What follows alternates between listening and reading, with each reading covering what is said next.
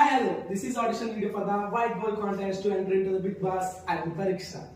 Hi hello this is యాస్టిస్టర్ love. అదేంటో అనుకున్నారు, నేను డిగ్రీ చదివేటప్పుడు ఫిల్మ్ ఇండస్ట్రీలోకి వెళ్దామని వీడియోస్ చేసేటప్పుడు అప్పటిదాకా ఉండే నా ఫ్రెండ్స్ కాస్త ఫ్యాన్స్ గా మరి నాకు యాస్టిస్టర్ నాగని ఇచ్చారు. మరి అదేంటని అనుకున్నారా, సంపూర్ణ బాబు లాంటి వాళ్ళు పన్నెస్టర్ అని పెట్టుకున్నప్పుడు నీలాంటి వాళ్ళు నా యాస్టిస్టర్ నాగని పెట్టుకుంటే ఏమి నువ్వు చేసే వీడియోస్ కి నువ్వు చేసే యాక్టింగ్ కి అదే యాక్ట్ అని ఇచ్చేసారు. నా ఫ్యాన్స్ ఇచ్చిన మనం తీసుకోవాలి కాబట్టి తీసేసుకోండి. ఇంకా పర్సనల్ నా విషయానికి వచ్చేస్తే నేను మార్మల్ లో ఒక దెందర్ అనే పల్లెటూరుకి చెందిన నేను ఎంఎస్సీ వరకు చదువుకున్నాను. నేను డిగ్రీ చదివేటప్పుడు ఫిల్మ్ ఇండస్ట్రీలోకి వెళ్దామంటే ఇంట్రెస్ట్ చూపించాను. నా డిగ్రీ అయిపోయిన తర్వాత అమ్మ నాన్నలు ఇబ్బంది పెట్టకుండా హైదరాబాద్ లో ఒక పార్ట్ టైం జాబ్ చూసుకుని అది చేసుకుంటూ నాకు ఒక ఫిల్మ్ ఇండస్ట్రీలోకి వెళ్ళడానికి ఒక వే క్రియేట్ చేసుకున్నాను. అది ఈవెంట్స్ లో మాట్లాడుతూ ఈవెంట్స్ డైరెక్టర్లు ఉంటారు, ప్రొడ్యూసర్లు ఉంటారు, హీరోలు ఉంటారు. వాళ్ళందరి ముందు మన టాలెంట్ చూపించుకుని ఎక్స్ప్లోర్ చేసుకుని షోకేస్ చేసుకుంటే మనకి ఏమైనా ఛాన్సెస్ వస్తాయి.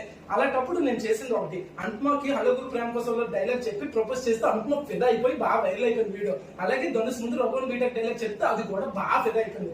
ఇవన్నీ చూసి సుమన్ టీవీ కూడా నన్ను ఇంటర్వ్యూ తీసుకున్నాడు, ఇది ఇంకా వైరల్ అయిపోయింది. మరి అంత పెద్ద ఛానల్ ఇంటర్వ్యూ తీసుకున్నారు కాబట్టి చిన్న చిన్న ఛానల్స్ కూడా ఇంటర్వ్యూ తీసుకున్నారు, ఇవన్నీ వైరల్ అయిపోయాయి. మరి ఎంత వైరల్ అయిపోయింది కానీ నాకు కావాల్సిన ఫేమ్ అయితే రావట్లేదు. నాకు కావాల్సిన ఫేమ్ కావాలంటే బిగ్ బాస్ కరెక్ట్ స్టేజ్ అని నేను ఫిక్స్ అయిపోయాను.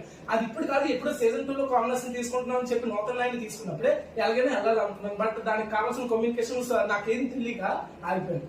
ఇదంతా బాగానే ఉంది. నువ్వు బిగ్ బాస్ కి ఎందుకు వెళ్ళాలనుకున్నావు, బిగ్ బాస్ కి ఎందుకు కరెక్ట్ నువ్వు అంటే, బిగ్ బాస్ కావాల్సింది ఎంటర్టైన్మెంట్. నేను ఎంటర్టైన్మెంట్ చేయగలను, డైలాగులు చెప్పగలను, పాటలు పాడగలను, డాన్స్లు వేయగలను, నాన్ స్టాప్ గా మాట్లాడగలను. ఇంకేంటి ఫిల్మ్ ఇండస్ట్రీలో ఉంటే చాలా మంది నేను చేయగలను. అండ్ అలాగే నేను గేమ్స్ బాగా ఆడగలను. టాస్క్ ఫిజికల్ గా ఉన్నాయండి, మెంటల్ గా ఉన్నాయండి. అలాగే నేను గేమ్స్ కూడా చాలా బాగా ఆడగలను. సో మరి బిగ్ బాస్ కి ఎందుకు వెళ్దాం అనుకున్నాను అంటే, ఒకటి మా అమ్మ నాన్నలు చాలా సపోర్ట్ చేస్తారు. అలాంటి వాళ్ళు అలాంటి గొప్ప ప్లాట్ఫామ్ మీద నిల్చోబెట్టి గర్వంగా ఫీల్ అయ్యేలా చేయాలి. అలాగే అలాంటి గొప్ప ప్లాట్ఫామ్ మీద మా ఊరి పేరు చెప్పాలి. అలాగే ఇంకో పర్సన్ ఉండాలి, ఆ పర్సన్ పేరు కూడా అక్కడే చెప్పాలి.